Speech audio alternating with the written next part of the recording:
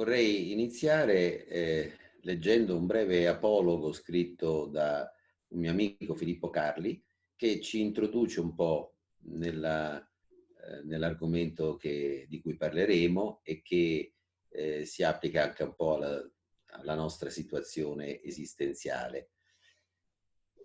Questo racconto dice così: questa è la storia di un uomo che un giorno perse la sua sposa. Nella vita di quell'uomo, da quel giorno, ogni cosa cambiò, perché in ogni cosa l'uomo percepiva la mancanza della sua amata.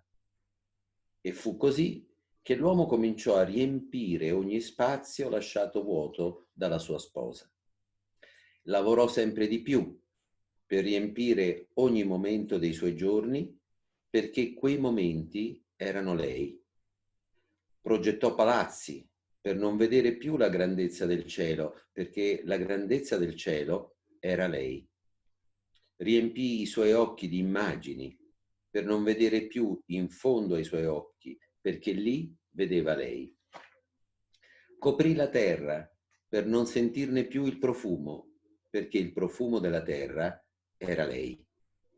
Riempì le sue orecchie di rumore per non sentire più il silenzio, perché il silenzio era lei.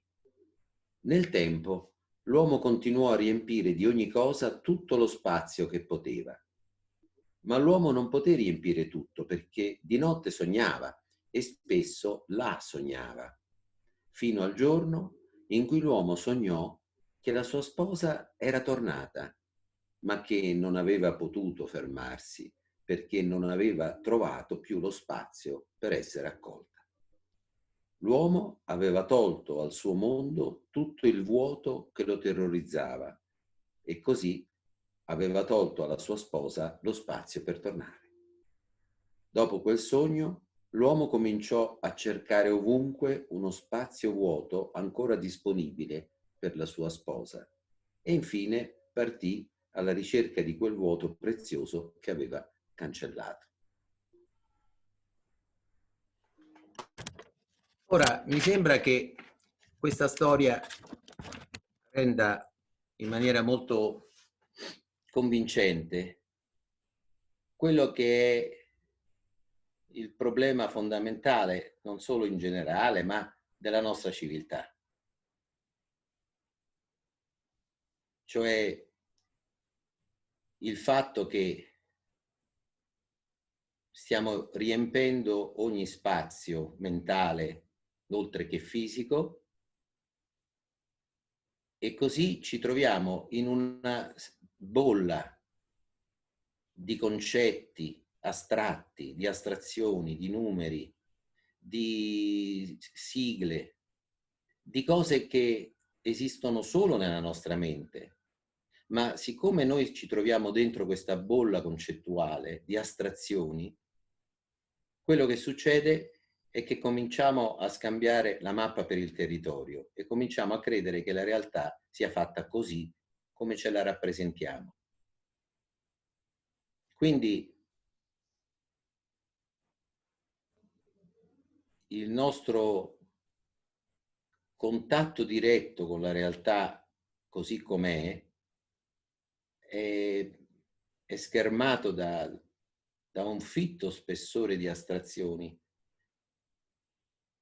Le astrazioni, come ho detto tante volte, sono fondamentali per la scienza, ci aiutano a fare statistiche, ci aiutano ad adattarci, a risolvere tanti problemi, quindi non è che di per sé le astrazioni siano male, le astrazioni sono schemi, gli schemi sono semplificazioni, le mappe semplificano, non riportano tutta l'essenza del territorio, non riportano ogni singolo sasso di un sentiero, ogni singola foglia di un albero, ovviamente.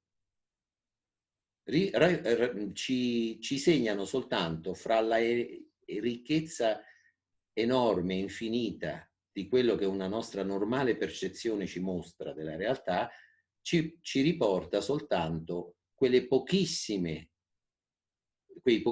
tratti che ci servono, per esempio in una mappa, per andare dal punto A al punto B. ed è quindi importante sfrondare la mappa delle foglie degli alberi, della terra e di tutto il resto, per far vedere solo qui c'è una strada, qui c'è un bosco, qui c'è una montagna, qui c'è una salita, eccetera. Quindi sono utili le mappe, ma sono un impoverimento radicale della ricchezza della nostra percezione della realtà. Il concetto di acqua o di H2O, che è la formula chimica dell'acqua, non ci dice niente della freschezza che proviamo quando abbiamo sete e ci beviamo un bicchiere d'acqua, o di quando nuotiamo. E non ci possono dire questo. Allora, se noi invece di usare le mappe soltanto quando servono, vivendo in un mondo di immagini virtuali, rimaniamo immersi in questa bolla, non vediamo più, non sentiamo più, non percepiamo più niente della realtà. L'abbiamo cioè, come nel racconto, riempita di rappresentazioni che ci lasciano poveri e smorti rispetto alla vividezza della realtà. E questo avviene anche perché c'è quel vuoto che ci fa paura. Perché nel racconto si parla dell'amata. L'amata che cosa rappresenta? Beh, l'amata è la persona senza cui io mi sento incompleto, no? Noi desideriamo unirci al nostro amato, alla nostra amata, perché ci sembra che nel momento in cui noi siamo tutt'uno, allora saremo completi. Ma se noi siamo separati, siamo incompleti, ci manca qualcosa.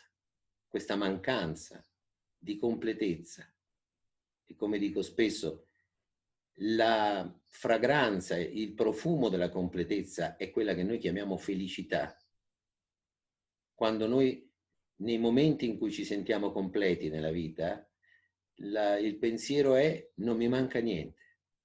Adesso non mi manca niente, va bene così, mi sento completo. E da questa completezza c'è la fragranza che chiamiamo felicità. E a noi sembra che questa completezza l'abbiamo persa. E questa perdita di completezza crea un buco e una nostalgia. Va notata una cosa, che se noi abbiamo nostalgia della completezza è perché in qualche modo dentro di noi sappiamo che cos'è. Quindi in qualche modo noi abbiamo un contatto. Se non sapessimo che cosa vuol dire completezza, noi non sentiremmo una nostalgia della completezza. Se una persona non ha dentro di sé, non sente che cos'è la libertà, non può sentirsi prigioniero. E quindi se una persona si sente prigioniera è perché dentro di sé ha un senso di che cos'è la libertà, già la conosce. E così noi già sappiamo questa completezza, perché già è alla base del nostro essere, ma siamo convinti di averla persa, non la troviamo e sentiamo la sua nostalgia come un senso appunto di vuoto, come un senso di mancanza, come un buco nero che noi disperatamente nella nostra esistenza individuale e collettiva cerchiamo con una corsa sfrenata di riempire in tutti i modi. Lo facciamo moltiplicando le nostre azioni. Noi cerchiamo di riempire questo vuoto agendo. Qualsiasi cosa, basta che non mi fermo. Agendo con il corpo, agendo con la parola, moltiplicando gli stimoli sensoriali. Pensate un attimo alla vacanza. Un tempo, presso gli antichi latini, c'era un concetto che era quello dell'ozium. L'ozium è l'arte di perdere deliberatamente tempo in maniera da aprire qualcosa di creativo, no? Ma noi quando andiamo in vacanza ci dobbiamo divertire, diventa quasi obbligatorio. Quando andiamo in vacanza, ehm, ogni singolo istante deve essere riempito da qualcosa che ci meravigli, che ci piaccia, eccetera.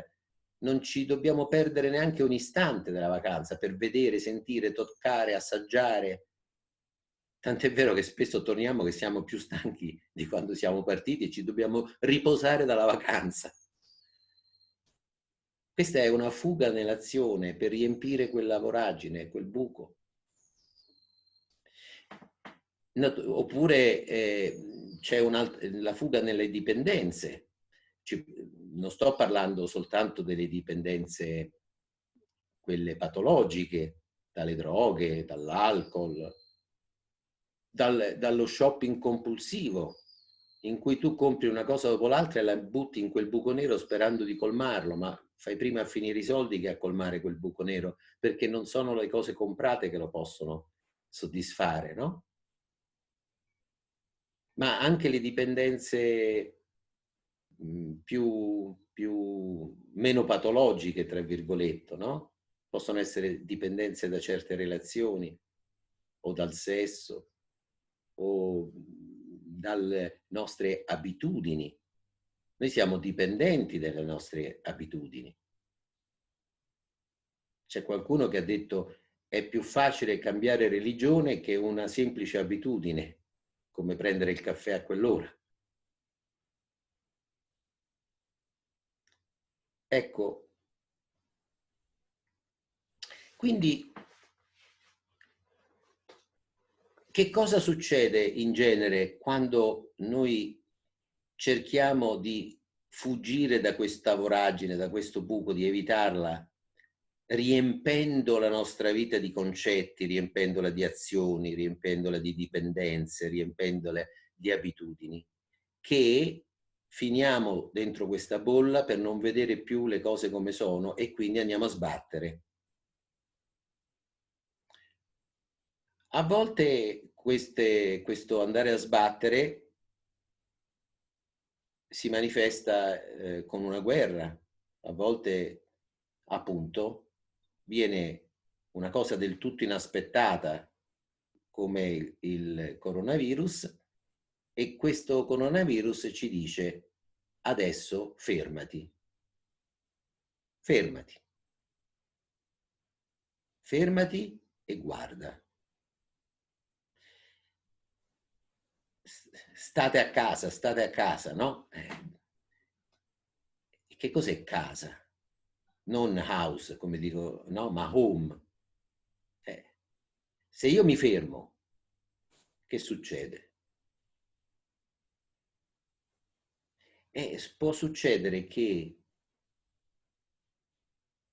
comincio a mettere i piedi per terra. Spesso con le guerre succede.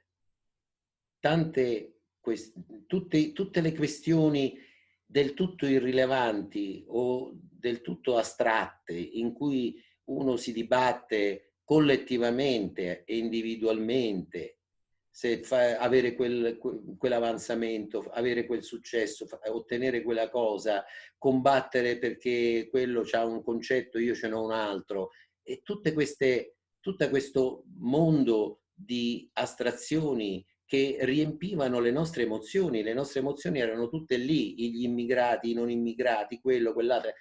A un certo punto, quando in genere succede una guerra, che succede? Che sei riportato ai fondamentali, vita, morte, fame, sete, lealtà, tradimento.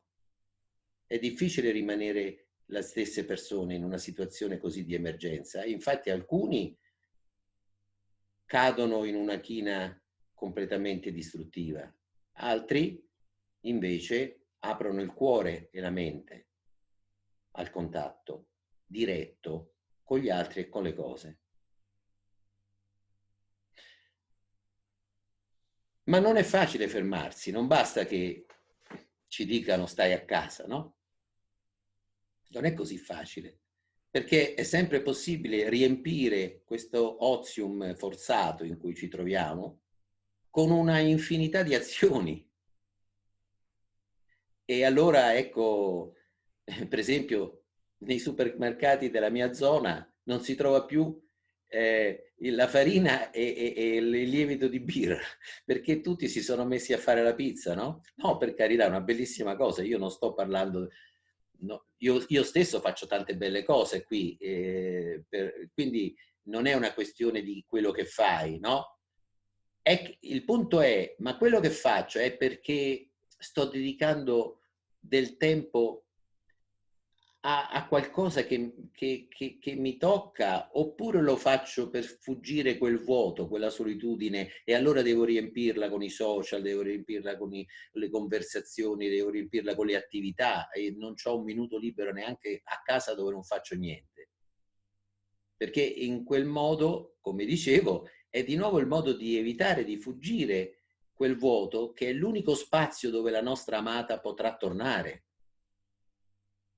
Perché se no non c'è quello spazio.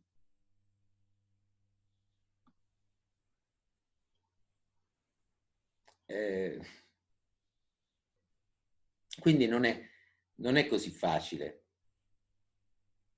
È è veramente un passare dal guardare fuori, e quando dico fuori non intendo soltanto fuori del nostro corpo, intendo quello che è fuori da ciò che noi veramente siamo, quindi anche i nostri concetti, i nostri pensieri, le nostre parole. È una differenza fra quello e guardare, se volete, dentro, fino a che quel dentro non è più dentro e non è più fuori. Ecco, e che succede se uno si ferma veramente nel silenzio?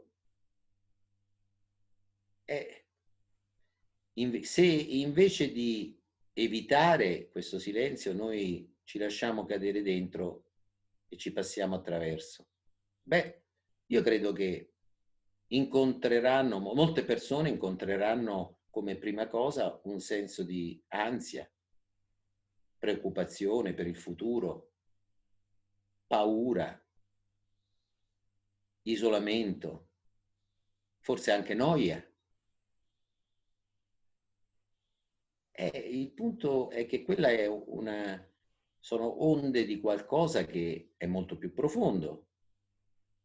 Non è che noi possiamo andarci di volontà, ma se non evitiamo in qualche modo questi spiacevoli sentimenti che sono normali in una situazione come questa, di ansia, di paura, e se noi non le evitiamo e per un po' ci concediamo il lusso di starci a contatto, invece che fare cose per ammazzare il tempo. Sentite quanto è violenta questa espressione, ammazzare il tempo. Il tempo diventa un nemico. Se io do tempo a ciò che è dentro, chissà che succede. Allora io devo ammazzare il tempo con le mie attività. Ecco, ma se noi andiamo a fondo, che cosa succede? Beh, c'è una bella poesia che forse molti di voi conosceranno, di Pablo Neruda, che commenta questo fermarsi.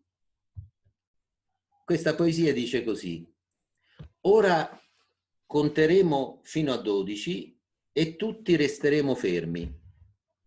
Una volta tanto sulla faccia della terra non parliamo in nessuna lingua.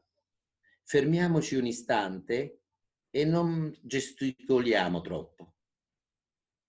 Che strano momento sarebbe, senza trambusto, senza motori.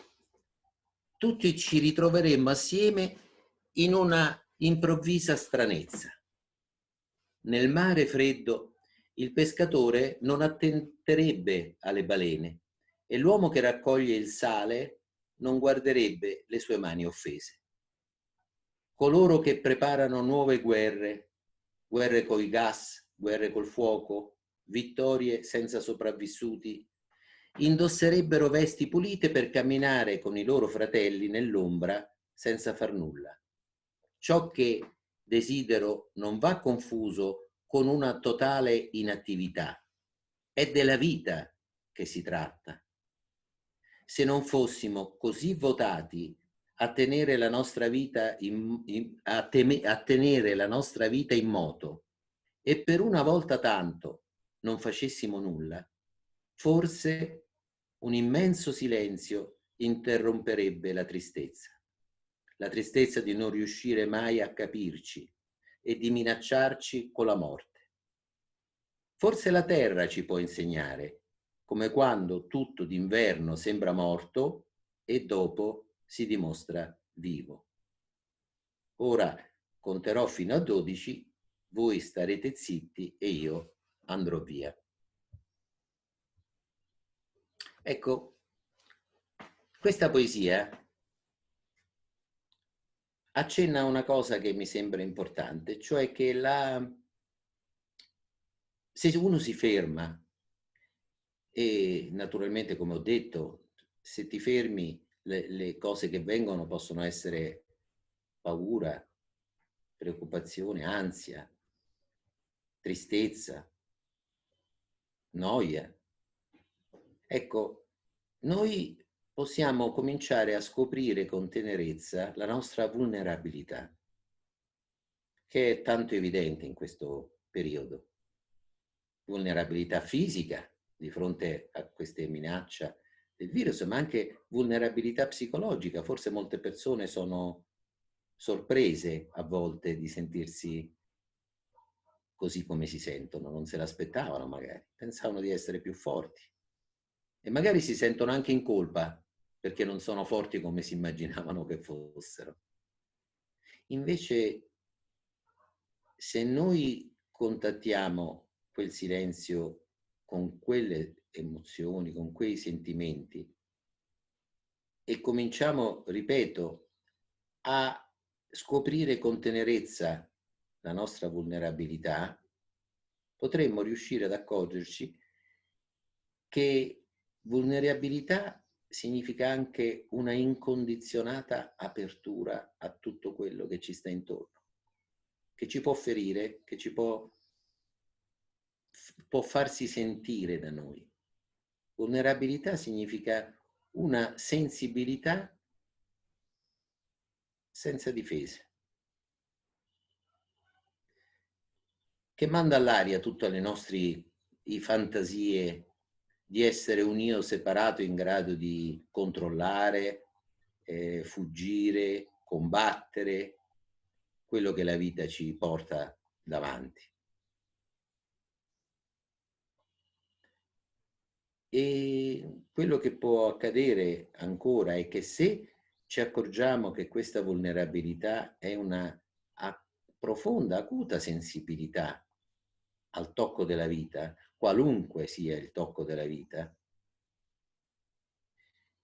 allora cominciamo a intuire che noi non siamo e non possiamo mai essere separati da niente, che esiste una connessione senza linee di confine fra noi e tutto quello che chiamiamo mondo esterno. Possiamo cominciare a vedere che quello che sentiamo, piacevole o spiacevole, sono onde che nascono altrove e ci attraversano e attraversano gli altri e poi passano attraverso noi e proseguono altrove. E sentire queste onde è la nostra vulnerabilità, la nostra sensibilità. E poi potremmo scoprire anche qualcos'altro.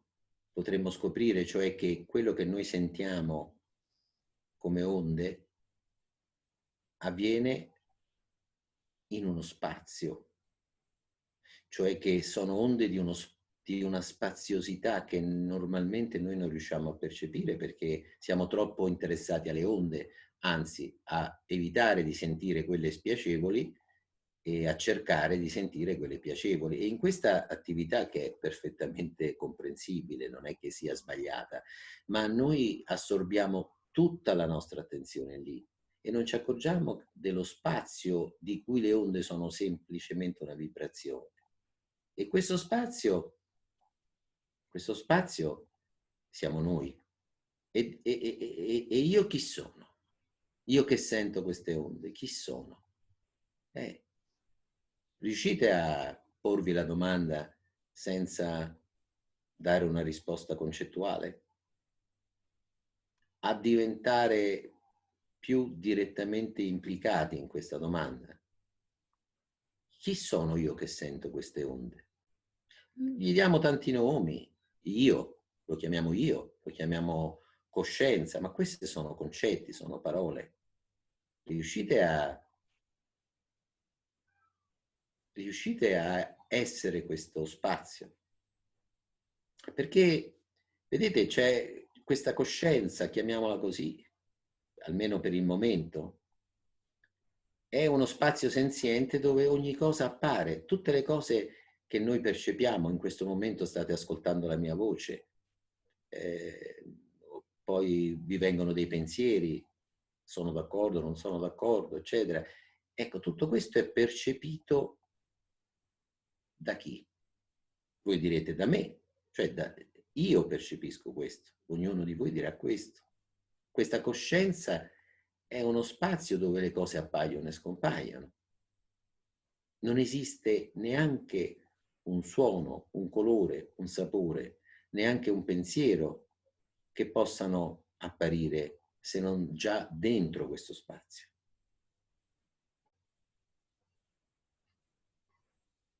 E nel momento in cui forse diventa più evidente che noi siamo questo spazio che esiste ed è consapevole, allora qualcos'altro forse può succedere che non dipende da nessuno.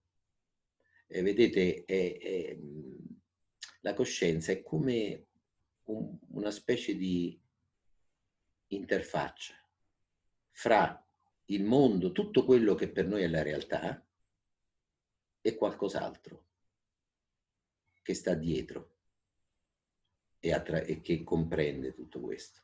Immaginate così, a me viene in mente adesso una possibile immagine. Immaginate che casa vostra, home appunto, casa vostra è una casa in un bellissimo posto di montagna, di campagna, quello che sia. E che voi state in piedi sulla soglia di questa casa a guardare fuori. Quindi avete il dentro della casa, ce l'avete dietro le spalle. E voi guardate il panorama. E tutto quello che vedete è il mondo, è la realtà. È bellissimo. E quello è il fuori. È un po' il contrario del mito della caverna di Platone.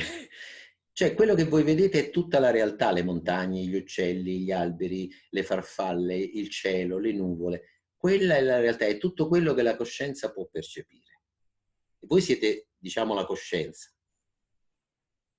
Dietro di voi c'è casa, ma voi non vi potete voltare a vederla, perché la coscienza in cui è possibile vedere tutto è fatta di quella casa. Quella è la vostra vera natura, e quella vera natura non ha nessun bisogno di vedersi, perché è lei che è la sorgente da cui nasce ogni vedere.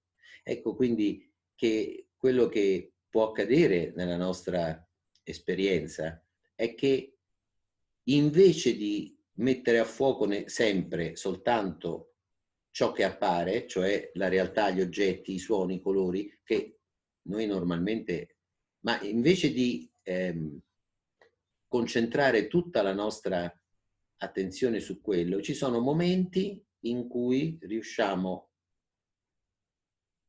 a sentire una presenza, a stare, diciamo, dalla parte di chi osserva tutto questo.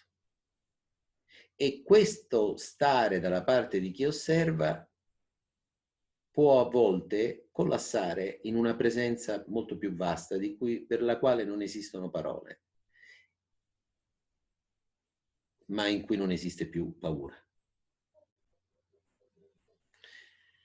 Bene, io direi che per ora ho parlato abbastanza e quindi penso sia bene dedicare il tempo alle vostre osservazioni, al dialogo, alle domande, a quello che volete dire o chiedere. Ciao Oliva, piacere. Ciao Ciao Dario, Mauro, grazie di questo incontro. Ciao a piacere tutti. di vederti. Allora, sì, avrei un paio di domande. La prima è questa. Ne faccio tre, poi tu decidi a quale rispondere e lasciamo spazio agli altri. Così. La prima è questa. La casa, che è la coscienza, non può essere osservata, ma quindi è cosciente di sé o no? Poi la seconda è, siccome il mondo appare nella coscienza, e quindi siamo non nel paradigma materialistico, ma nell'opposto, nel paradigma in cui la materia emerge dalla coscienza, il punto in cui la coscienza si materializza, quindi prima come pensiero e poi come materia, perché Rupert Spira lo spiega nel suo libro, però c'è un punto in cui mi sfugge, evidentemente perché non l'ho realizzato, e se puoi dirci qualcosa. E poi... Se io mi chiedo in questo momento, io esisto, sono cosciente? Non ho dubbi su questo. Non posso avere nessun dubbio, è l'unica cosa sicura che possiamo dire. Noi potremmo immaginare, diceva Cartesio, che tutto quello che ci appare sia un sogno o sia un'illusione fatta da un Dio che si diverte a prenderci per i fondelli, no? Ma non posso dubitare, anche se mi ingannasse un Dio che mi fa vedere cose che non ci sono, se mi inganna io ci sono. Posso dubitare di tutto, ma se dubito ci sono. Quindi questo è un ragionamento, ma in realtà la immediata evidenza del fatto che io sono cosciente ed esisto è qualcosa che viene prima del pensiero, perché anche per pensare esisto, prima io devo esistere. Quindi questa coscienza che è inseparabile dall'essere, perché tutto ciò che per me esiste, esiste perché appare nella coscienza. Quindi questa coscienza-esistenza è il fatto indubitabile, va bene? Quindi sono cosciente di esistere. E questa coscienza indubitabile, questa evidenza viene tradotta dalla mente in un pensiero che dice io sono, io esisto. È chiaro che il pensiero io esisto non è questa evidenza, così come la parola acqua non la possiamo bere perché non è acqua. Quindi c'è un io sono concettuale e che è la traduzione di un'evidenza non concettuale, di una consapevolezza non concettuale, che è la coscienza di esserci. Ora, se noi osserviamo la nostra esperienza, ci accorgiamo che questa coscienza di esserci, pur essendo continua, nel senso che quando, ecco, per esempio, tu stai ascoltando le mie parole e però c'è qualcosa di te, l'osservatore, colui che ascolta le mie parole, che rimane sempre lì, fermo. Cioè, mentre le mie parole e tutte le tue percezioni scorrono in continuazione, scorrono davanti a qualcuno che è sempre, che tu dici sono io, non cambia, è il punto fermo che permette di percepire ogni cambiamento e ogni movimento.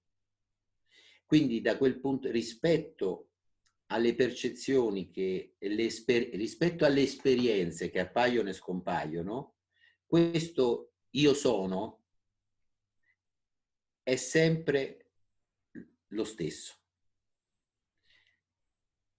Però anche quello se ne va e se ne torna, perché quando svieni o quando vai a dormire, entri nel sonno profondo, Tu continui ad esserci, ovviamente, ma non sei più cosciente di esserci. Quindi la coscienza di esserci va e viene. E la coscienza di esserci, per accendersi, è una luce che si accende, ha bisogno di un corpo-mente.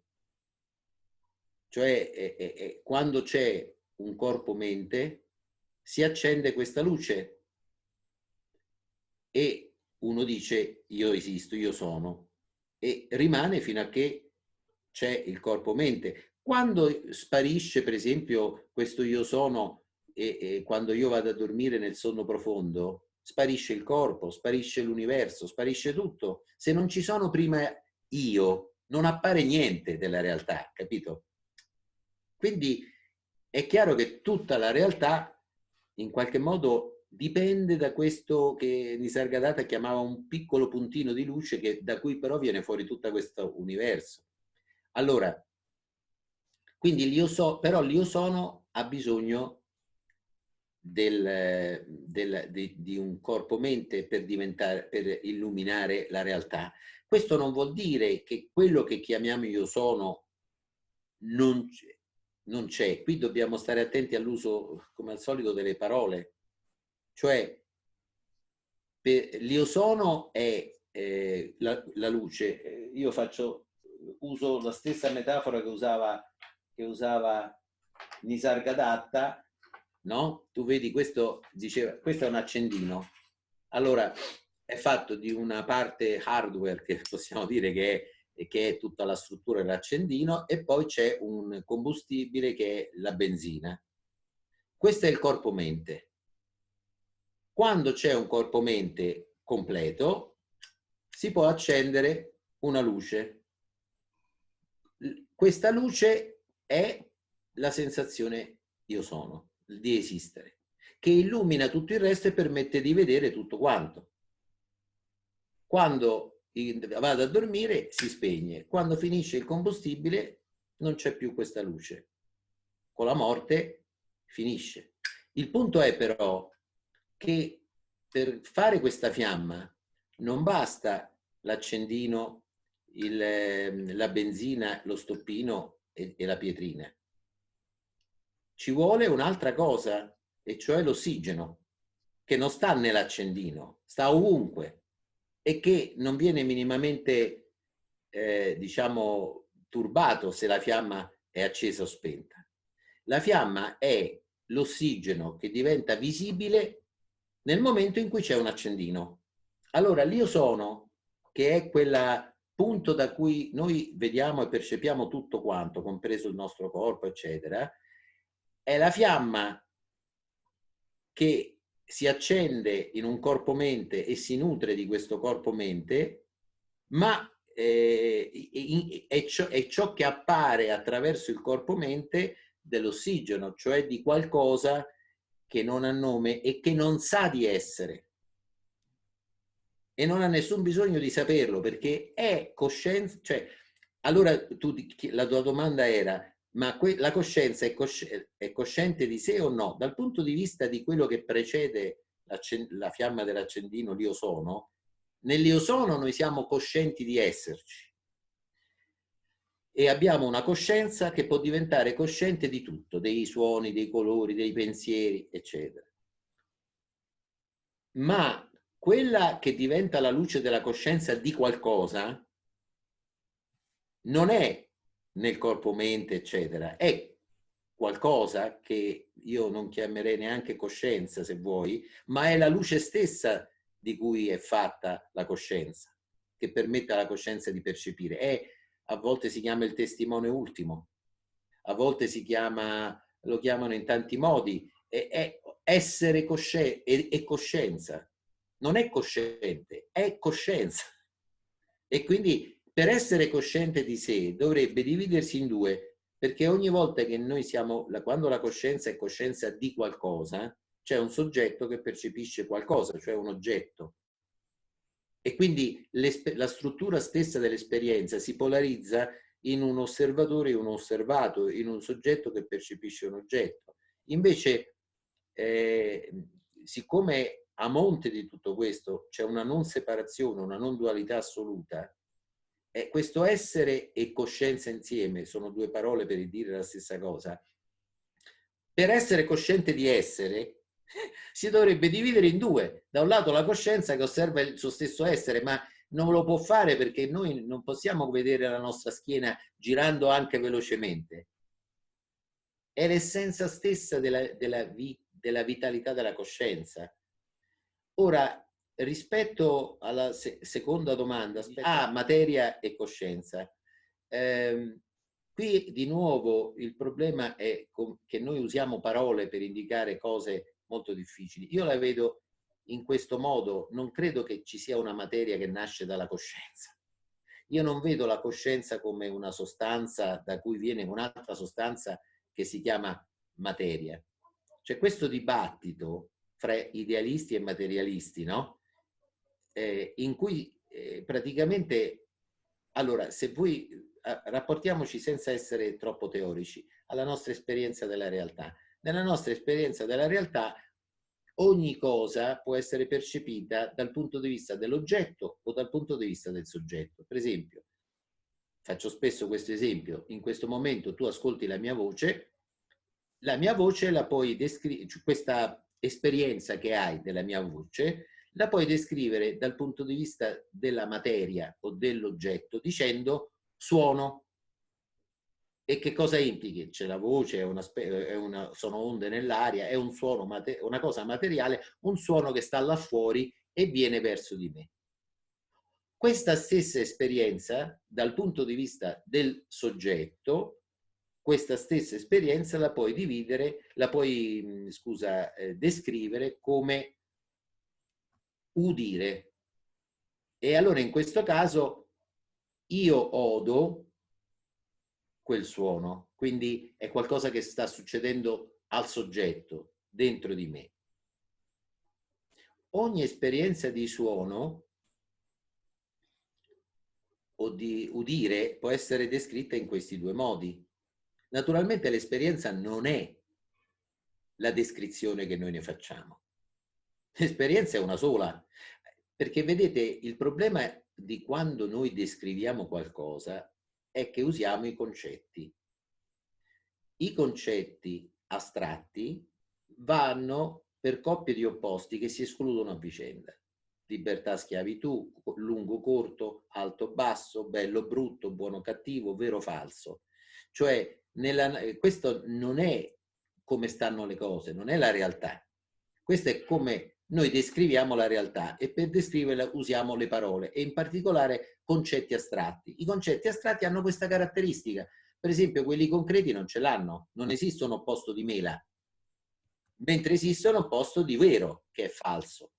E questi due opposti, nella logica del nostro pensiero che funziona in maniera binaria, così, non possono stare insieme per il principio del terzo escluso, cioè di contraddizione, di non contraddizione. È una cosa o è uno dei due o è l'altro, non può essere tutte e due insieme. Una cosa o è vera o è falsa, o è bella o è brutta, o è buona o è cattiva. Questo è di nuovo uno schema che semplifica e che ci aiuta, perché se io invece di vedere gli infiniti colori di cui è fatta la realtà, con tutte le loro sfumature, in una situazione di emergenza la vedo in bianco e nero, posso subito vedere che cosa è bianco, che cosa è nero, scarto il nero, scelgo il bianco velocemente. Questa schematicità degli opposti che non possono stare insieme, che è solo del pensiero, non è della realtà, ha l'utilità di farci fare scelte veloci. Questo è buono, lo prendo, quello è cattivo, lo scarto. Ma quando cominciamo a credere che la realtà sia veramente così, entriamo in un problema. Ritorniamo all'esperienza della mia voce, del suono, no? Che dicevamo. Allora, siccome noi una stessa esperienza la possiamo descrivere in due modi che sono opposti concettualmente, cioè la possiamo descrivere come oggetto o come soggetto, e il soggetto e l'oggetto sono due opposti, una cosa o è un oggetto o è un soggetto, o è materia o è coscienza, allora una volta che pensiamo che queste due cose non possono riferirsi alla stessa esperienza, siamo per forza obbligati a pensare che quell'esperienza dell'udire o del suono sia fatta di due metà. Allora posso metterle insieme, cioè prima c'è un suono là fuori che è materiale ed è una metà, e poi dopo c'è il mio udire il suono che è la metà dentro il soggetto, e cioè la materia là fuori viene verso il soggetto e a un certo punto entra nella coscienza e diventa udire. E questo è quello che ha tentato di spiegare Cartesio col suo dualismo, e non è mai riuscito a trovare il modo di come è possibile che una cosa materiale possa entrare in contatto con una cosa che non è materiale. Lui pensava a Dio, ha dovuto dire che era Dio che lo faceva, poi la ghiandola pineale, eccetera. Allora, di fronte a questa contraddizione, noi ci troviamo di fronte a una contraddizione che non riguarda la realtà, riguarda due opposte descrizioni della realtà, altrettanto valide. Cioè, mi spiego, tutta questa esperienza io la posso descrivere come suono, e allora la parola suono copre tutta l'esperienza, non solo metà. Oppure la posso descrivere come udire, e allora udire copre tutta l'esperienza, perché, ecco, questo è un suono. Questa, come la dividi? Cioè, se noi potessimo dividere questa esperienza in due metà, allora voi, mentre ascoltate le mie parole, il suono delle mie parole, dovreste poter percepire chiaramente dov'è la linea di confine in cui finisce il suono là fuori di voi e comincia il vostro udire qui dentro. Riuscite a percepire una linea dove finisce il suono fuori di voi e comincia l'udire dentro? È impossibile, perché quella linea sta solo nella vostra mente, non sta nella realtà. Nella realtà c'è solo un'esperienza, questa. È la stessa cosa di quando noi diciamo che salita o discesa. Salita o discesa sono due descrizioni opposte di una stessa cosa, che è il pendio. Non è che il pendio è diviso in due metà, da qua a qua è salita, da qua a qua è discesa, perché tutto il pendio può essere salita, descritto come salita, o tutto il pendio come discesa a seconda del verso. Quindi, per come la vedo io, non è che la coscienza genera la materia, come dicono gli idealisti, e non è che la materia genera la coscienza, come dicono i neuroscienziati con poca dimestichezza con la filosofia. Io dico che c'è un'unica realtà, che è questa, e che non ha nome, non ha descrizione. Noi la dobbiamo descrivere. Allora, se vogliamo, possiamo usare il modello materia, e allora la descriviamo in termini materiali che coprono tutta la realtà, oppure questa stessa realtà la possiamo usare la possiamo descrivere dal punto di vista della coscienza, cioè soggettiva, di quello che io... Però non sono due realtà, è una sola, e la contraddizione sta solo in due descrizioni opposte, non nella realtà. Ecco perché quando dico che la realtà non duale è indescrivibile, intendo proprio questo. Non che non la dobbiamo descrivere, noi usiamo descrizioni in termini materiali o coscienziali, mentre invece l'idealismo cerca di descrivere tutta la realtà soltanto nei termini del soggetto, mentre il materialismo cerca di descrivere la realtà soltanto nei termini dell'oggetto, con una differenza, che fra i due il meno contraddittorio è l'idealismo, perché l'idealismo può spiegare la materia in termini di tatto, peso, di sensazione, cioè la materia è qualcosa che noi percepiamo sempre nella coscienza. Mentre se si tenta di far derivare la coscienza dalla materia, si incorre in paradossi anche di tipo epistemologico, di cui attualmente finalmente molti studiosi della coscienza cominciano a rendersi conto, molti scienziati, mentre prima avevano questo dogma della coscienza che emergeva dalla materia e non si rendevano conto delle contraddizioni proprio di tipo metodologico che impediscono di stabilire questo, insomma. Ti ringrazio. No, la terza domanda? La terza è Scusate, questa. c'è il mio cagnolone che mi viene a Sì, salutare. La terza è questa. Tu spesso ci hai detto che la coscienza si esprime in maniera, nelle forme più sublimi e più terribili, no? Cioè nel mondo c'è il male e il bene, tutti gli opposti possibili, no? E, quello che mi chiedevo era questo, che la coscienza si esprime attraverso tutte le varie forme possibili, da quelle più sublimi a quelle più terribili. Però chi realizza la coscienza spesso è l'incarnazione, per usare un termine diciamo indiano, è l'incarnazione del Dharma, della rettitudine. Non c'è la parte terribile, almeno per quello che mi è sembrato di capire.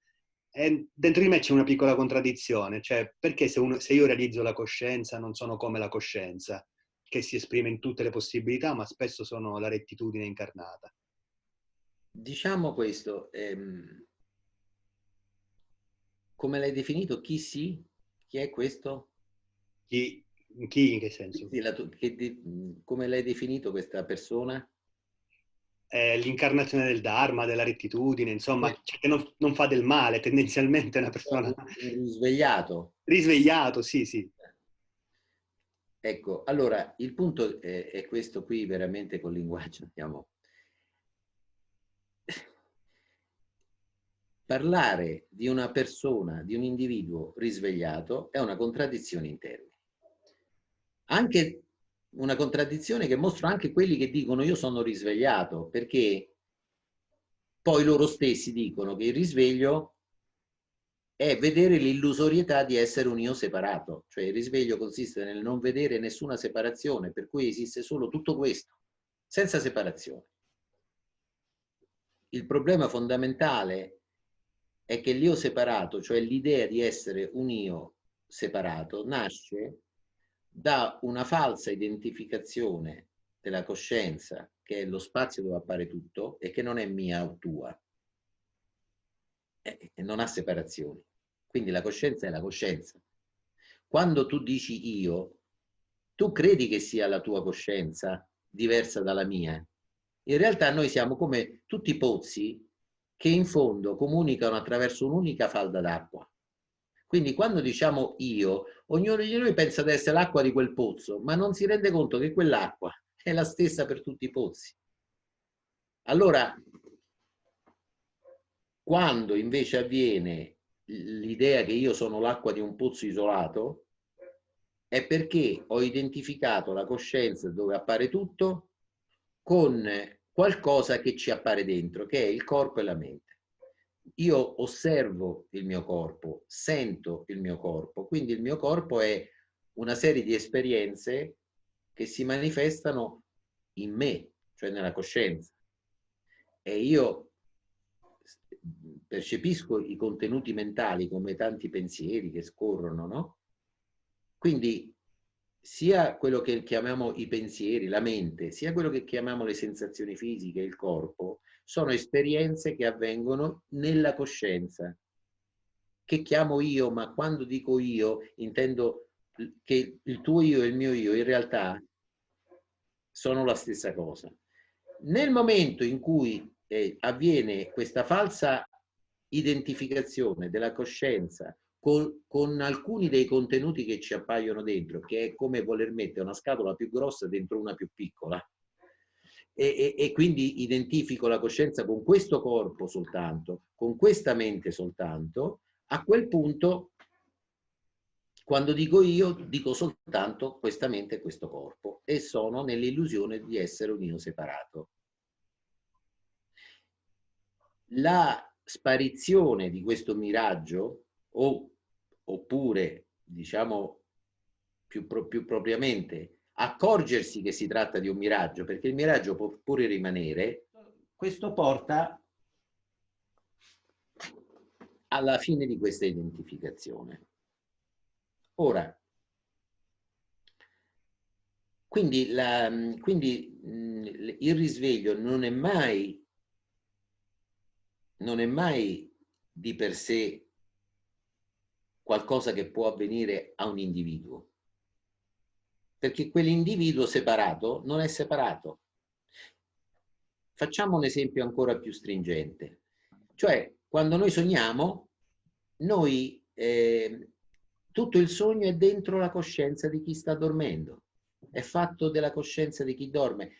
Nel sogno ci sono delle montagne che hanno millenni, hanno miliardi di anni, di rocce, cioè nel sogno può essere rappresentato una storia che ha avuto inizio con quell'universo lì, col Big Bang di quell'universo. Ci sono montagne, strade, uomini buoni, uomini cattivi, situazioni, c'è un universo intero. E poi però, per percepirlo, la coscienza che ospita tutto questo sogno e di cui il sogno è fatto, la materia di cui è fatto il sogno è la coscienza del dormiente, la coscienza è tutto l'universo del sogno e anche di più, perché ha un'infinita potenzialità di creare sogni e quindi universi. Quella coscienza, per percepire quel sogno, deve apparirci dentro come un personaggio. Quindi deve dimenticare di essere tutto il sogno e apparire dentro come il protagonista del sogno, cioè apparentemente confinata, perché si è scordata di essere tutto il sogno, apparentemente confinata in un corpo e in una mente individuali, attraverso cui tutto il resto del sogno non gli appare come dentro di sé, ma gli appare come un mondo esterno, minaccioso a volte, eccetera. Ecco, allora siamo nella stessa situazione, cioè il protagonista del sogno crede di essere una coscienza che abita un corpo e una mente individuale, separato da tutto il resto del sogno. Quando dice io, crede di essere lui cosciente, ma non è neanche cosciente. L'unica coscienza che lo abita è quella che è tutto l'universo in cui si trova. Quindi, ecco, allora il problema dell'impossibilità che una persona sia risvegliata è che è come se il protagonista del sogno volesse vivere il risveglio rimanendo lui. Non è possibile. Quando c'è il risveglio, sparisce anche il protagonista del sogno perché è parte del sogno. Quello che non sparisce è la coscienza, che aveva concepito il sogno, che aveva dimenticato di essere tutto il sogno e si era identificata con il protagonista e che quando si sveglia si accorge che non è mai esistita in realtà in quella forma, che quella era solo un miraggio, un'illusione. La veglia è diversa dal sogno, ma ha la stessa struttura. Anche qui ci sembra tutto reale, anche qui ci sentiamo che noi siamo soltanto un corpo e una mente, anche se noi interroghiamo la nostra esperienza diretta della realtà, è tutto nella nostra coscienza, è soltanto nella nostra coscienza.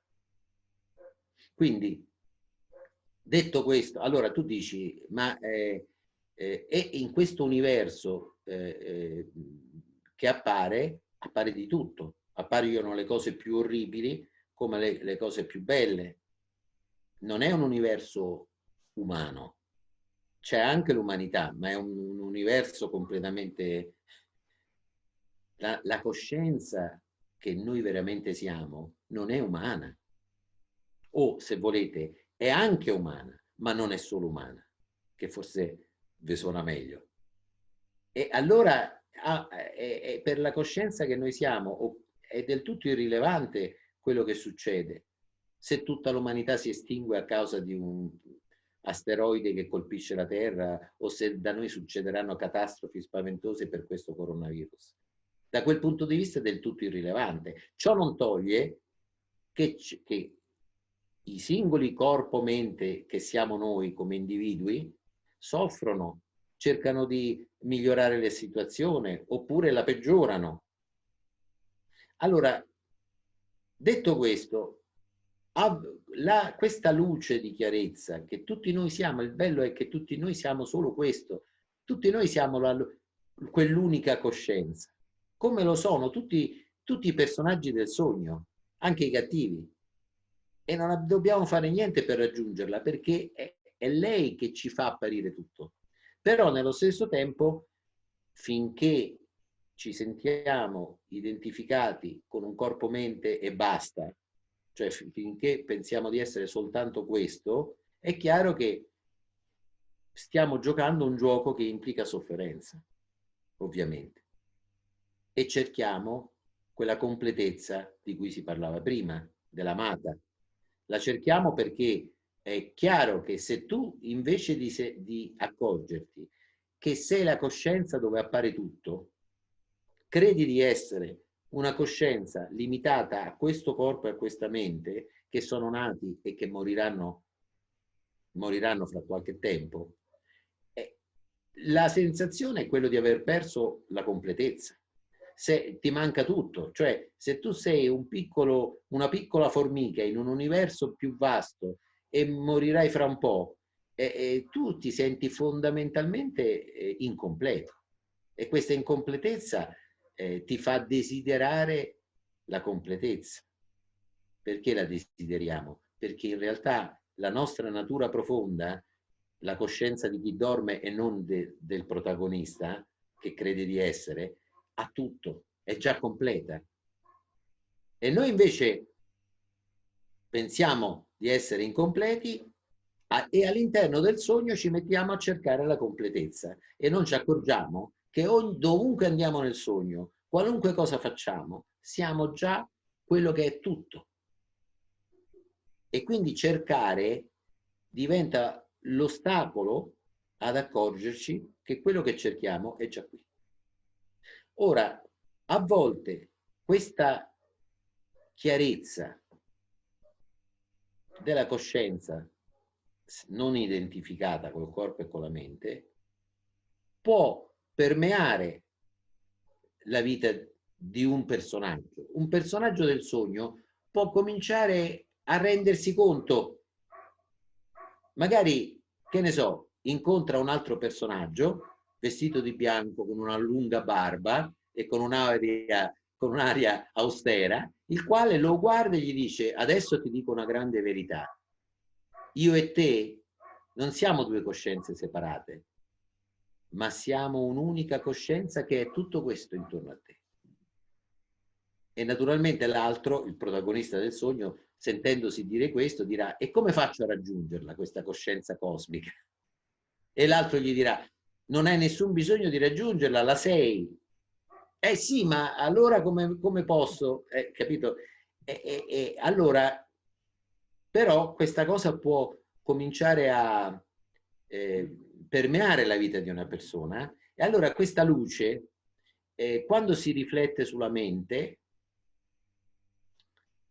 appare sotto forma di comprensione. La comprensione mentale di questa chiarezza non è la chiarezza.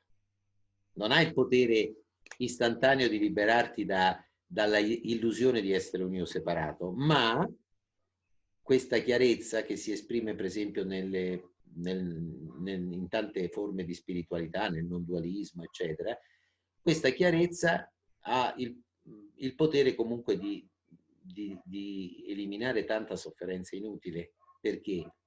Perché se noi cominciamo a comprendere mentalmente, intellettualmente, non esiste una comprensione che non sia intellettuale, questo è il punto.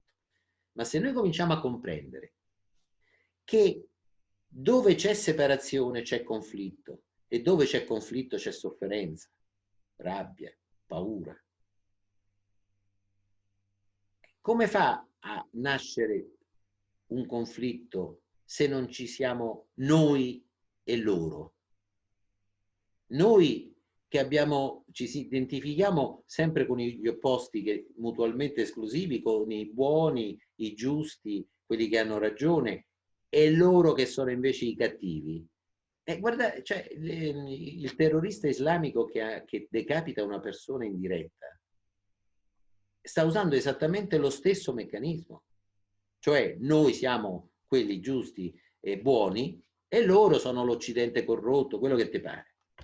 Quindi capisci bene che quindi più che andare a combattere contro la metà che noi pensiamo sia in torto, perché il problema è questo, che noi dividiamo in due, ci alleiamo con uno dei due opposti, il bene, la giustizia, eccetera, e combattiamo contro i malvagi, il male e così via.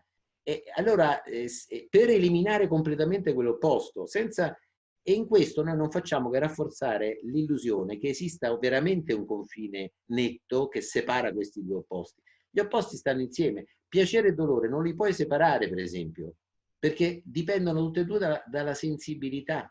E se tu per non provare dolore ottundi la sensibilità, non provi più neanche piacere. E così via per tutto. E allora, tornando al discorso, nel momento in cui cominciamo a comprendere in questa nostra vita ancora prigionieri dell'idea di essere, dell'illusione di essere un io separato, che però queste separazioni in realtà non solo non sono reali, ma che sono loro che causano la nostra sofferenza, i nostri conflitti, è chiaro che tanta sofferenza viene ridotta nella vita, viene evitata. E da questo punto di vista è chiaro che nel momento in cui tu vivi il tuo sé, vedete, anche qui l'amore di sé è la legge universale, cioè la legge universale dell'universo è che questo io sono ama se stesso e prolungare la sua esistenza. Questa non è male, non è egoismo, eccetera. Questa è la legge dell'universo. Il sé ama il sé. Il punto è che cos'è questo sé?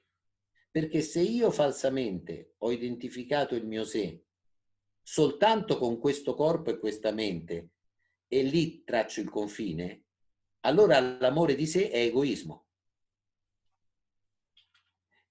Se io il confine lo metto intorno alla mia famiglia, allora già non è più tanto egoismo, ma si allarga un po'.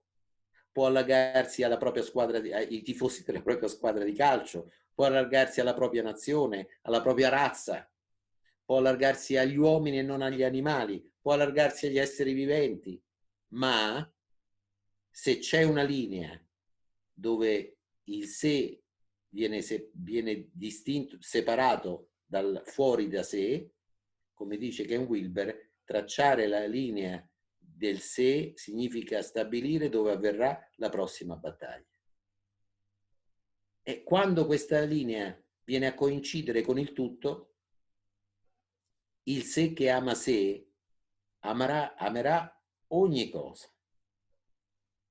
Ecco perché si manifesterà anche attraverso una vita che rispetta diciamo gli altri esseri viventi e tutto il resto, perché non li vede. Gesù dice ama il prossimo tuo come te stesso, non invece di te stesso, perché anche Gesù si rendeva conto che la legge dell'amore di sé è la legge universale. Detto questo,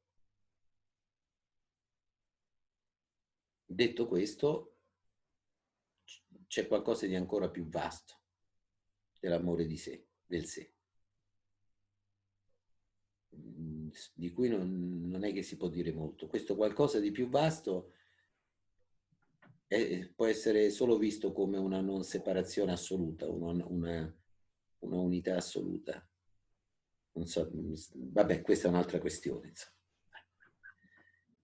Grazie mille. Grazie a te. Sì. Ecco, nel sentirti parlare prima mi è venuta una domanda, perché spesso si parla di vuoto, il vuoto, no?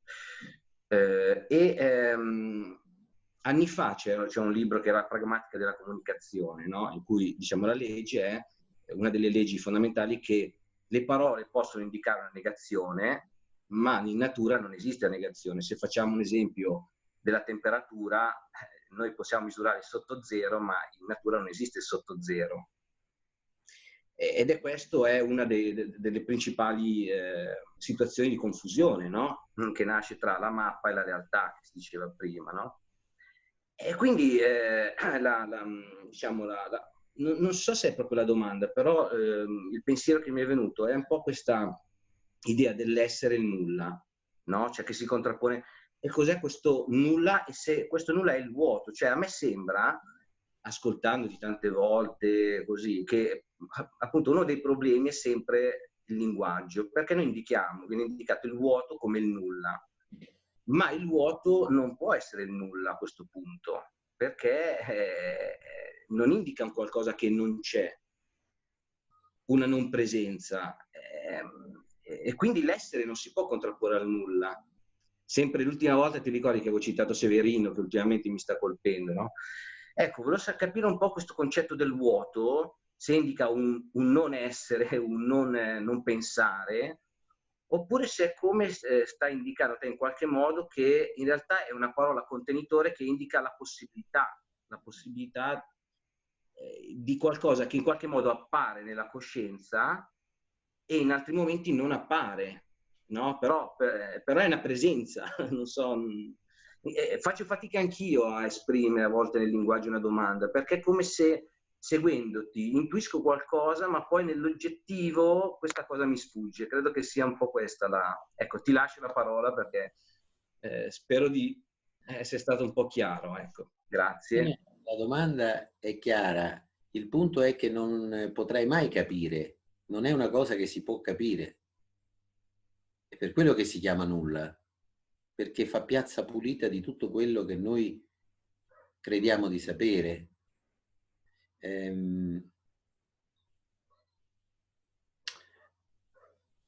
Non è qualcosa che noi, la realtà, questa, tutta non è che dici ci sono due realtà. La realtà è solo una, perché se ci fossero due realtà separate, in mezzo che cosa c'è? Una non realtà, cioè il vuoto. Quindi la realtà è una sola, è questa. Il punto è che noi siamo in quella bolla di cui parlavo prima, di concetti. E non esiste nessun concetto che ci possa far capire che cos'è. Quindi la parola nulla va a indicare l'ignoto assoluto di ciò che veramente siamo. Quando ogni concetto riguardo a chi tu sei e riguardo a che cos'è la realtà collassa, e non perché tu te ne sei disfatto, perché se no rimarrebbe sempre il concetto di te. Mi sono disfatto di tutti i concetti, sì, ma è rimasto il concetto io. E la trappola è quell'io sono. Noi pensiamo che la nostra vera identità si fermi all'io sono, a questa coscienza che sa di essere. Ma questa coscienza che sa di essere, come ho detto, appare e scompare. E allora quando scompare noi che cosa siamo? Quello è il nulla. È il nulla rispetto a tutto quello che possiamo sapere. Quando Nisargadatta dice io non nego il mondo, lo vedo apparire nella coscienza che è la totalità del conosciuto nell'immensità dell'ignoto. Allora tu la puoi vedere, naturalmente se tu cerchi di capire questa cosa, io vedo il mondo, cioè i suoni, gli odori, i sapori, le esperienze che appaiono e scompaiono nella coscienza, che è la totalità del noto, di tutto quello che possiamo conoscere, che si trova nell'immensità dell'ignoto. Allora a questo punto la mente che fa? Fa tre livelli, no? Dice, allora c'è il livello dell'esperienza, poi c'è il livello della coscienza e poi c'è il livello dell'assoluto che sarebbe l'inconoscibile. E cominciamo a pensare che nella realtà esistano veramente questi tre livelli. È questa, è sempre questa realtà, solo che la mente è talmente limitata che come è impossibile per la mente dire due parole contemporaneamente, ne deve dire una per volta, così deve pensarla con questi livelli. Ma è un po' come le onde. Allora, le onde sono le esperienze, le onde vanno e vengono, appaiono e scompaiono e sono il mondo. Appaiono e scompaiono come attività del mare. Il mare ondeggia.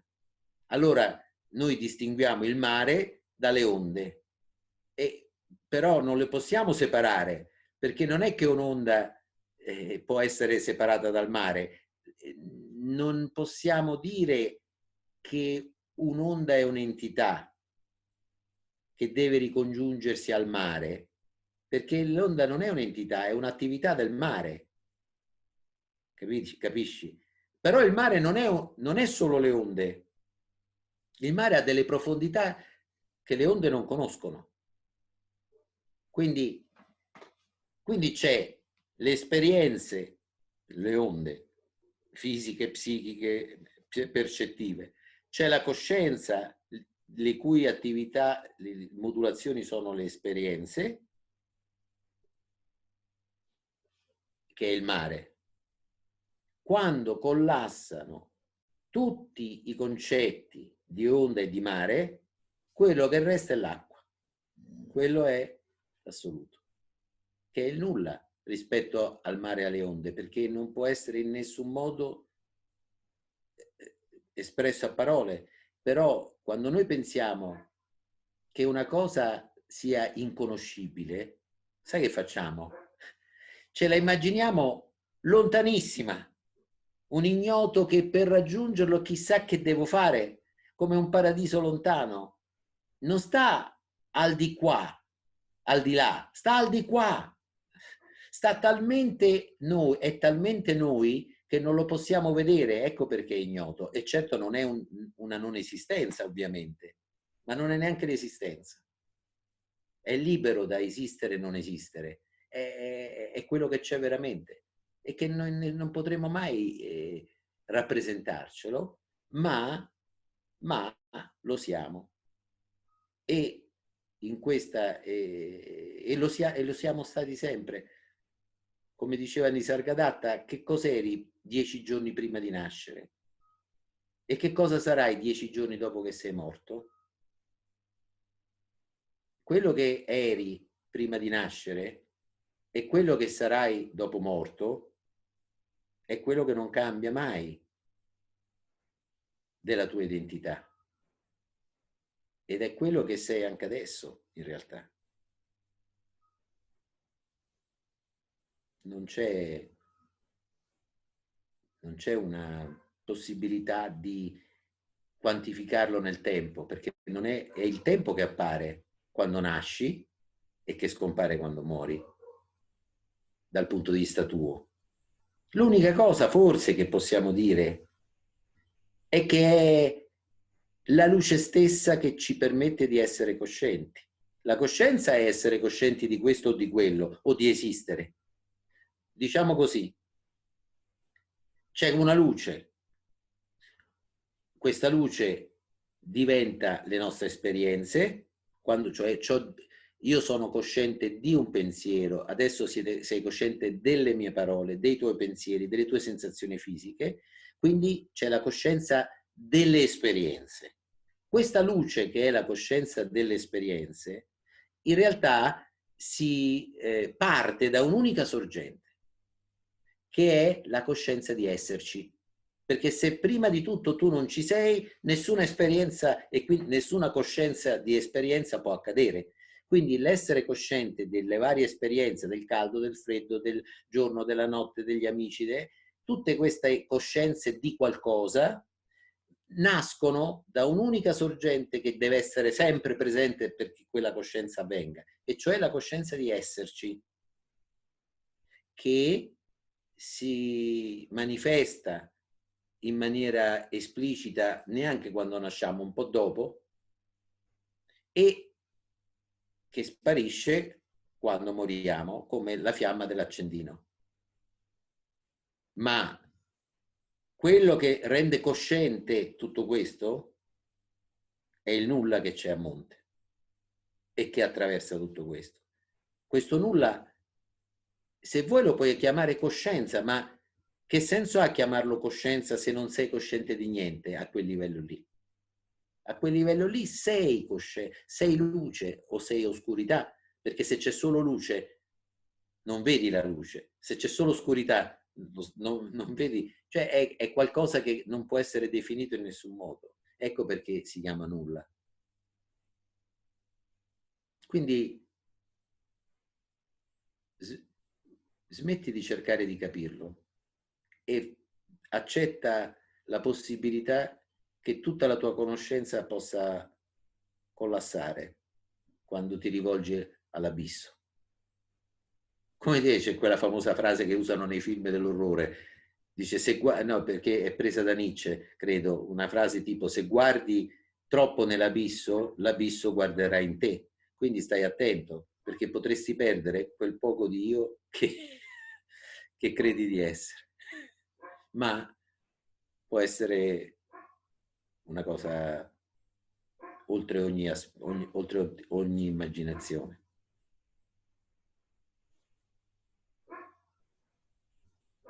Posso... Prego. Ti ringrazio, Mauro, davvero ti ringrazio e farò... Ma grazie a te della domanda. Questo Bello. seme, come dice Nisargadatta, sono semi che rimangono, che bruciano dentro, e ti ringrazio ancora. Onde, come dicevo prima. Onde, onde.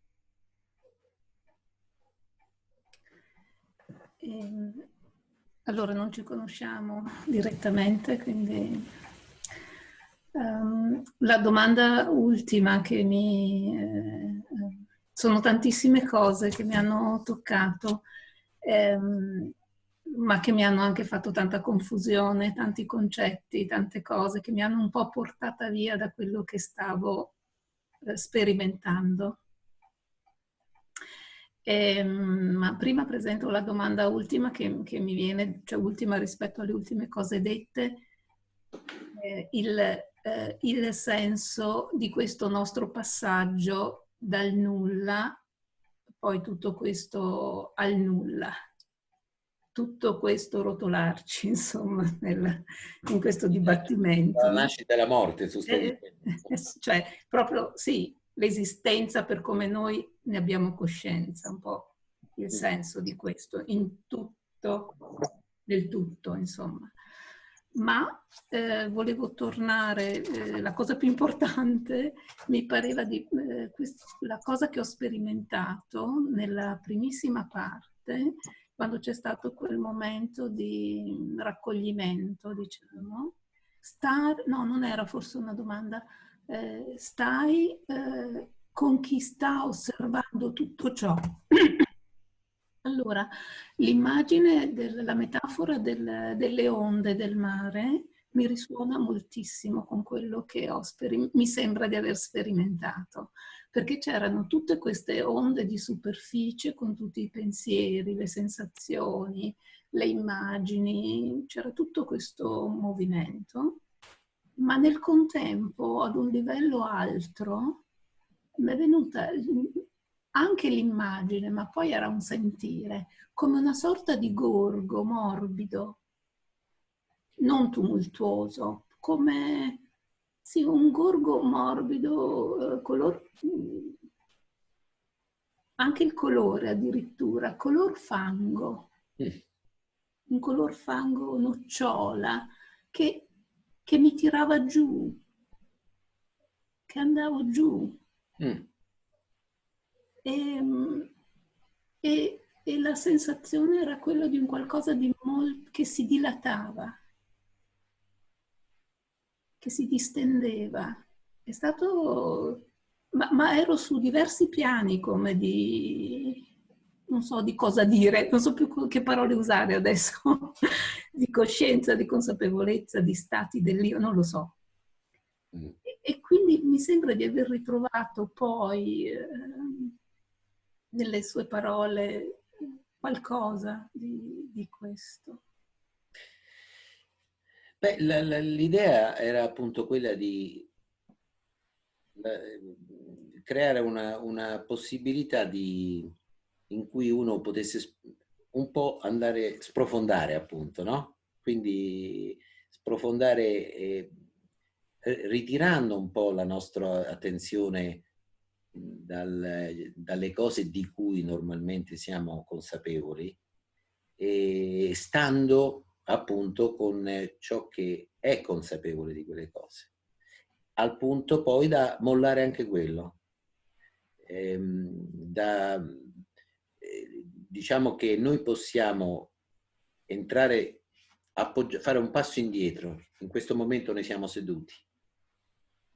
Dietro di noi ci sta qualcuno che sa che siamo seduti, che percepisce questo essere seduti.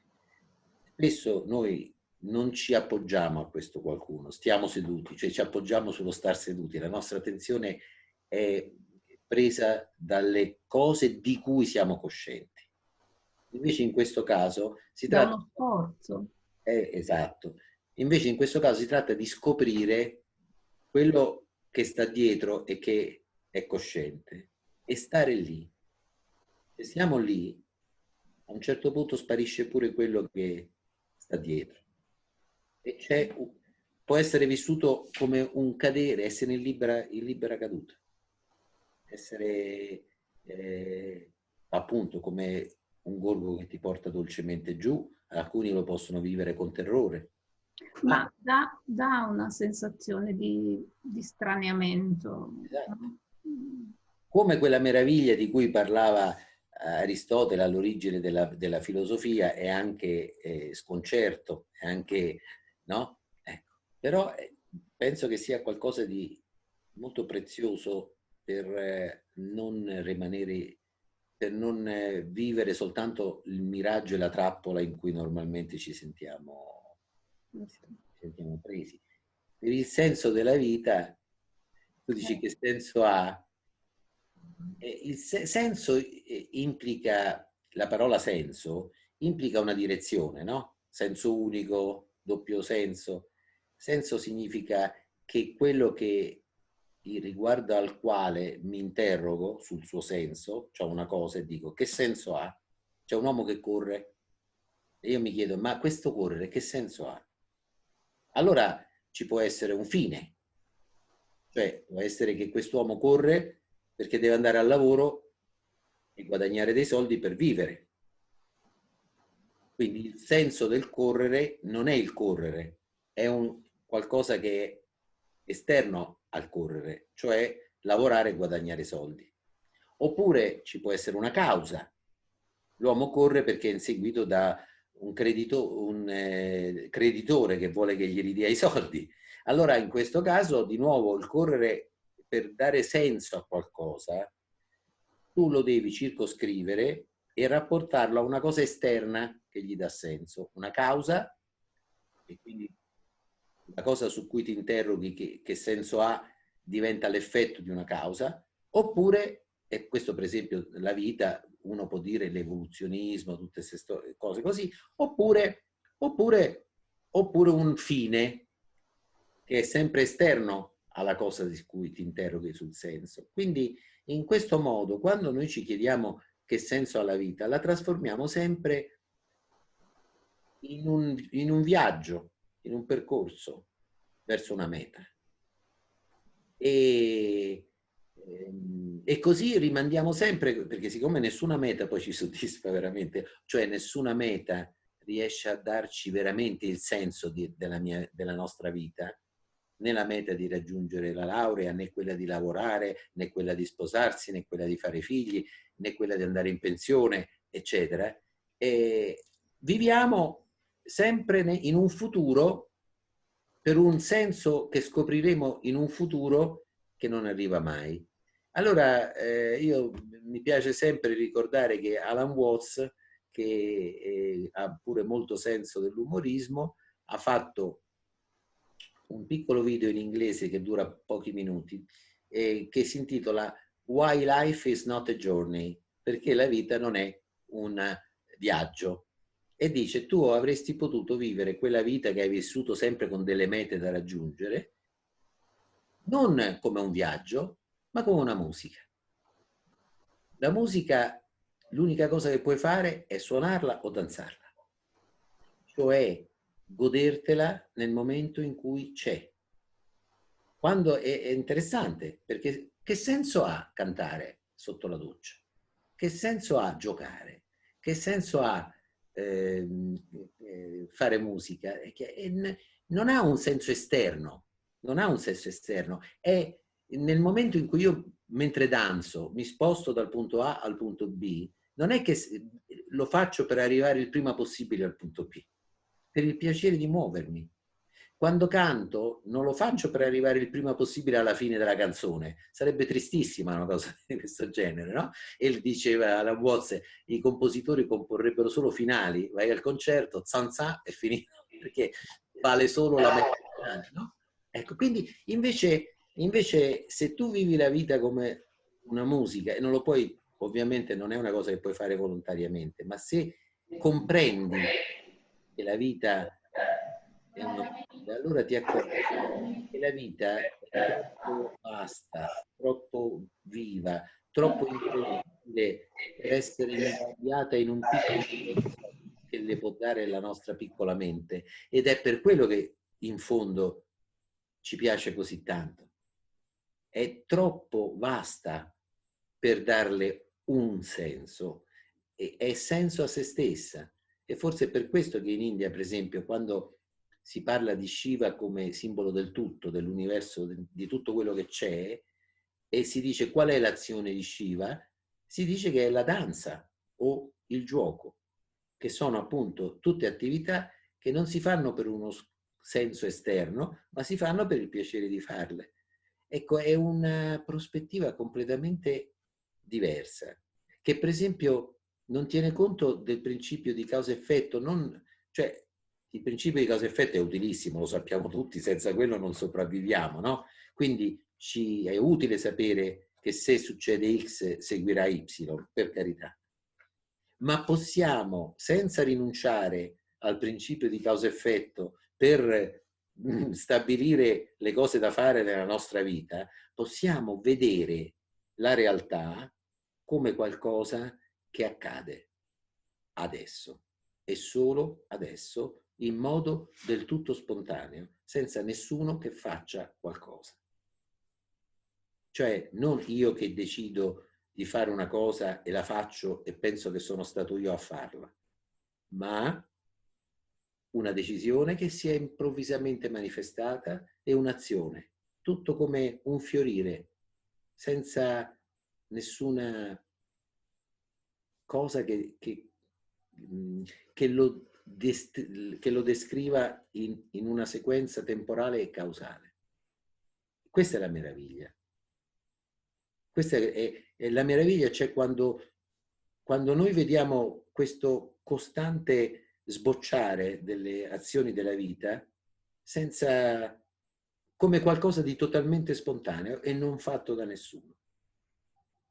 È una percezione che noi abbiamo spesso, cioè non è che non ci capiti nella vita, è che quei momenti non sappiamo molto bene poi dargli valore o riconoscerli perché sono svalutati, no? È chiaro che se io vinco un concorso molto ambito, tutti mi faranno dei complimenti per i miei...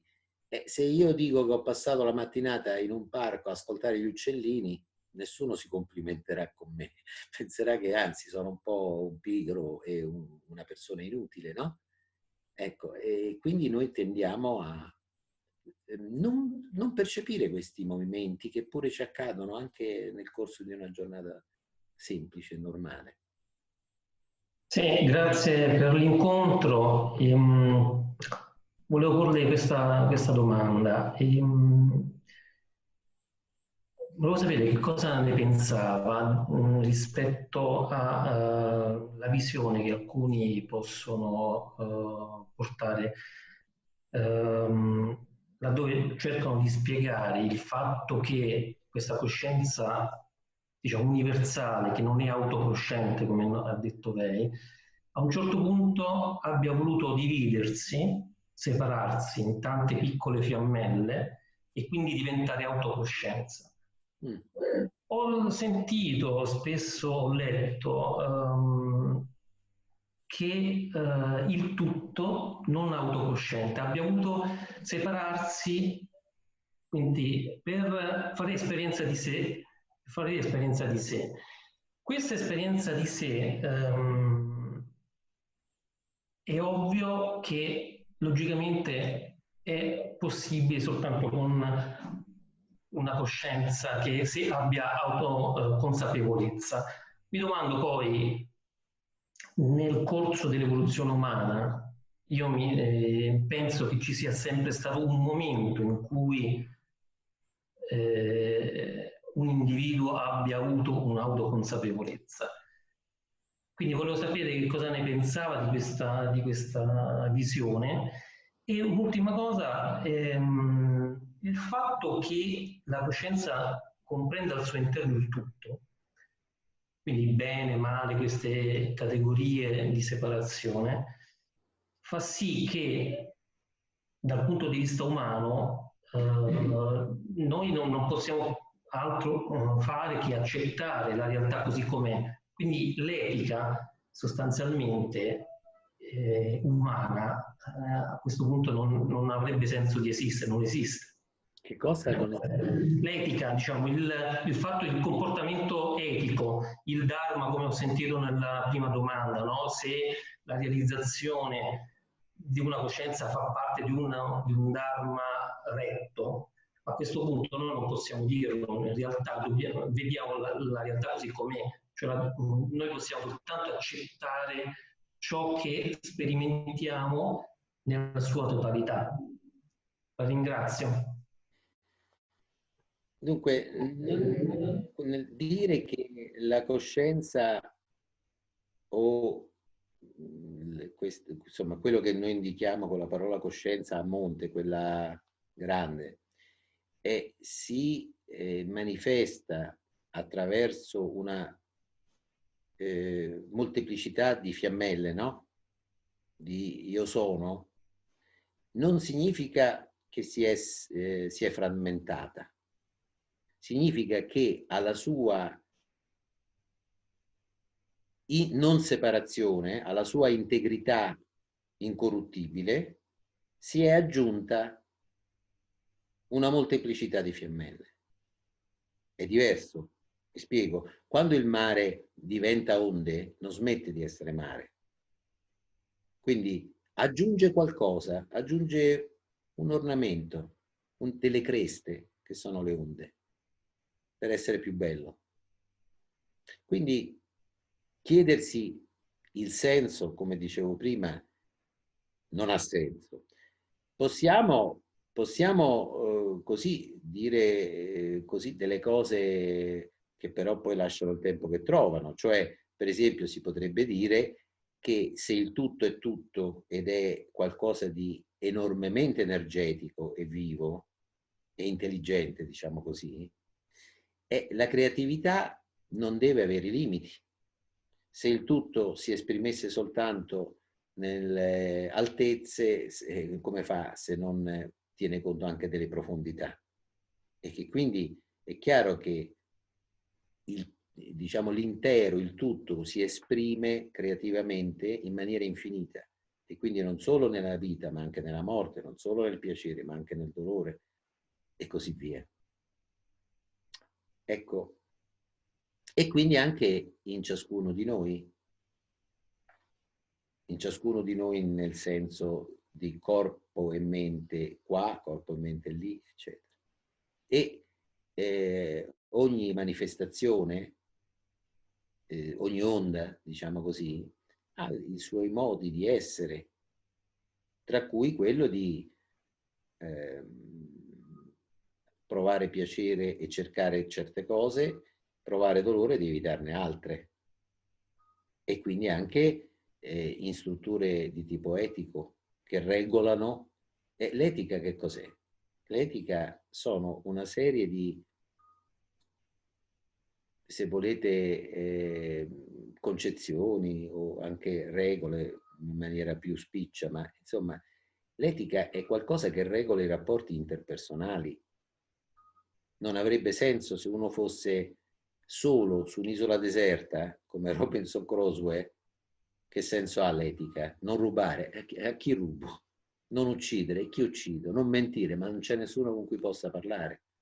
Quindi è chiaro che i fondamenti dell'etica, che poi sono spesso condivisi, no? Da molte religioni, eccetera, hanno un senso relazionale nel creare una certa armonizzazione nei rapporti interpersonali. Il punto quindi è perché no, perché non ci devono essere queste regole se regolano un'armonia. Poi ci sono le degenerazioni sia dell'etica sia dell'assenza di etica, no? Naturalmente.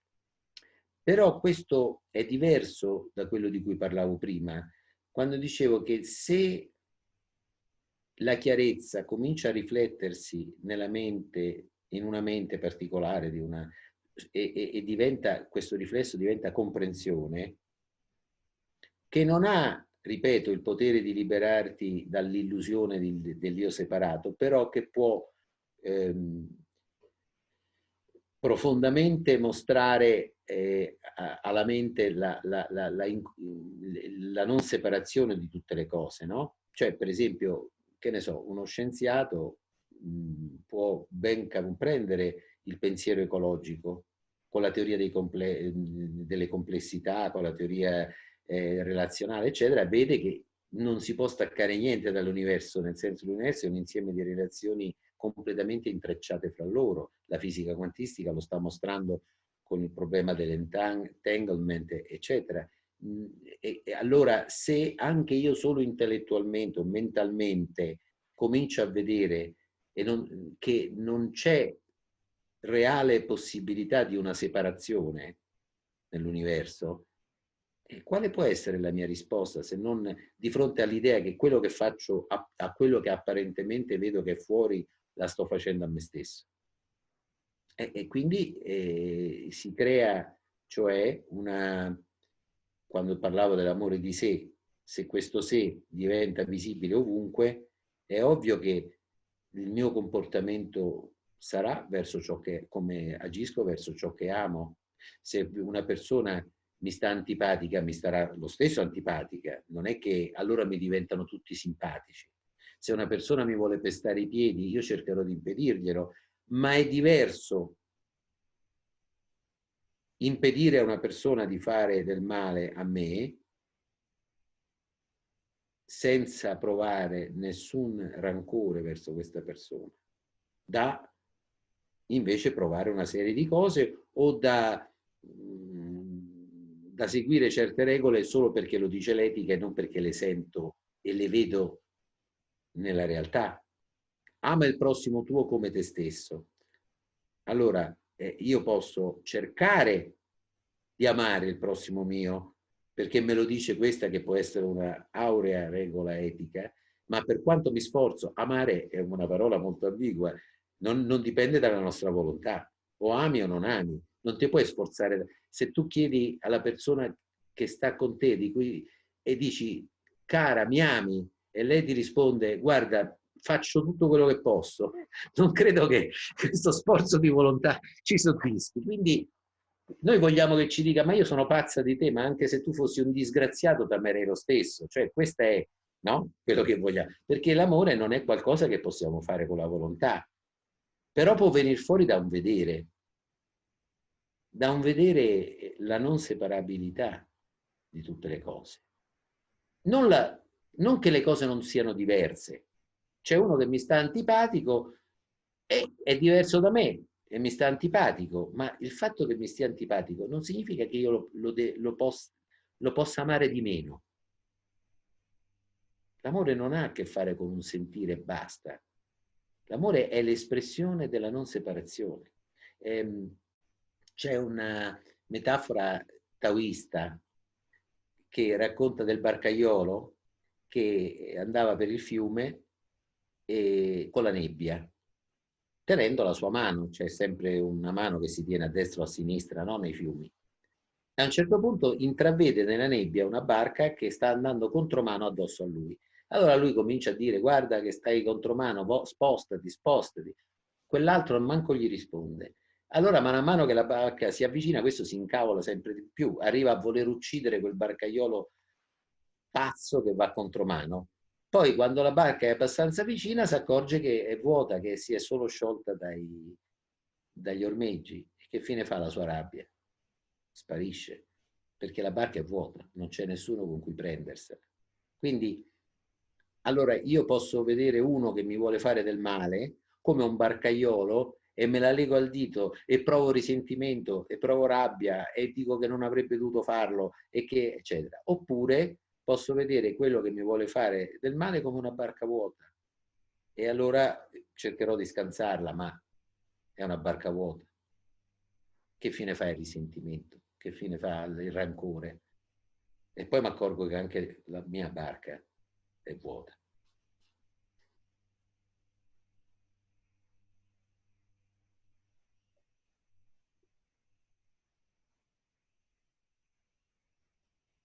Olivia? Bene. No, adesso non ho altre domande prenotate. Come dici? Dico, non ho altre domande prenotate. Forse ci possiamo... Io volevo farne una. Prego, l'ultima. Via. Sì. Lara. Bene Lara, facciamo un'ultima domanda allora. Mi sembra di conoscerla. Mi sembra di conoscerla.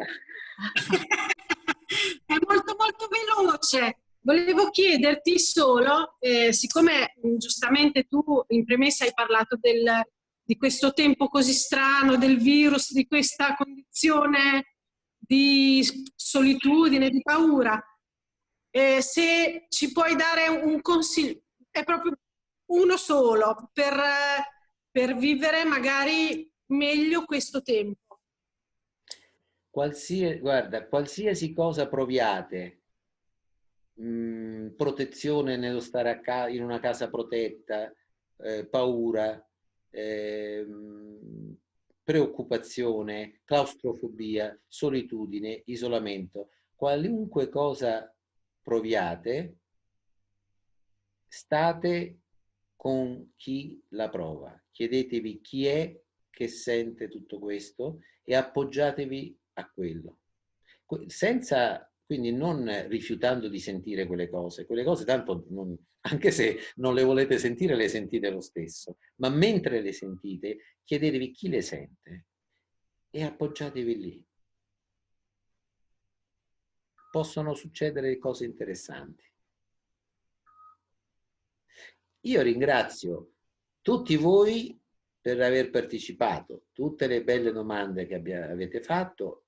Ringrazio di nuovo Olivia e Fabrizio per la loro veramente indispensabile aiuto e pazienza, e speriamo magari di rifarla fra un po' di tempo. Che dici? Ma volentierissimo. Noi siamo qui ad aspettarti. Vedo che in chat tutti hanno ringraziato e sono tutti felici di questa opportunità. Grazie. Allora, grazie a tutti e buona serata. Io mi faccio... Grazie.